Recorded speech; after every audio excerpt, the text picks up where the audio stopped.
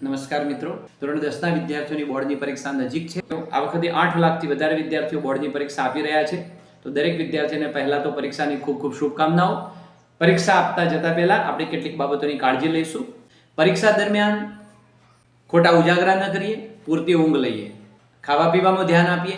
પરીક્ષાના આગલા દિવસે વર્ષ દરમિયાન જે પણ તૈયારી કરી છે એને એકવાર જોઈ લઈશું, જે પરીક્ષામાં આપણને મદદરૂપ થશે. બહુ ટાઈટ કપડાં પહેરવાનું ટાળો, ફોર્મલ કપડાં પહેરો, જેથી પરીક્ષામાં કમ્ફર્ટેબલ ફીલ થઈ શકે. શક્ય બને તો શૂઝ અને સોક્સ ટાળો, કારણ કે મોટાભાગના પરીક્ષા કેન્દ્રોમાં શૂઝ અને સોક્સ બહાર કાઢીને પરીક્ષા આપવાની હોય છે. પરીક્ષા કેન્દ્ર પર સમયસર પહોંચીએ, અડધો કલાક વહેલા પહોંચીએ, જેથી આપણે આપણો બેઠક નંબર શોધવામાં તકલીફ ન પડે. પરીક્ષા કેન્દ્ર ઉપર નોટિસ બોર્ડ ઉપર બેઠક નંબર લખેલો જ હોય છે.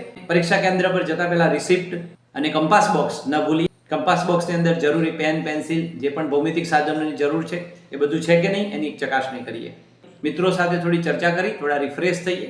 સાથે કોઈ પણ પ્રકારનું સાહિત્ય ન લઈ જઈએ. સ્માર્ટ વોચ વગેરેનો પ્રતિબંધ હોય છે. સમય માટે પરીક્ષા કેન્દ્રમાં રિમાઇન્ડર બેલ પડતો જ હોય છે. પાણીની વ્યવસ્થા પણ દરેક સેન્ટર પર કરવામાં આવે છે. ખાસ એક બાબત ધ્યાન લેશો, એ બેઠક વ્યવસ્થા આપણી જ્યાં પણ ફાળવેલી છે એની નીચે કોઈ પણ પ્રકારની ચિઠ્ઠી હોય તો એ આપણે સુપરવાઇઝર મિત્રોનું ધ્યાન દોરી અને એમને જમા કરાવીશું. પેપરના અગાઉ કોઈ પણ પ્રકારની મૂંઝવણ હોય તો આપણા મિત્ર અથવા તો શિક્ષકશ્રીનો સંપર્ક કરી અને એ ડિફિકલ્ટી સોલ્વ કરવાનો પ્રયત્ન કરીશું. સરસ તૈયારી કરી છે બધાએ, ખૂબ સારું પરિણામ આવશે. દરેકને પરીક્ષાની ખૂબ ખૂબ શુભકામનાઓ. આભાર.